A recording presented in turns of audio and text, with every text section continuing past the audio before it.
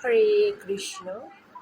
আমি প্রতিদিন ঘুম থেকে ওঠার সময় ঋগ্বেদের গায়ত্রী মন্ত্র পাঠ করে ঘুম থেকে উঠি। আপনারা সবাই গায়ত্রী মন্ত্র পাঠ করে প্রতিদিন ঘুম থেকে উঠবেন, দেখবেন পজিটিভ কিছু হবে। জয় গায়ত্রী মহামন্ত্র। ওম ভূর্ভুবস্সঃ তস্য বিদুর্বরেণ্যম ভর্গদেবস্য ধীমহি ধিয়ো ইয়ো নঃ প্রচোদয়াৎ।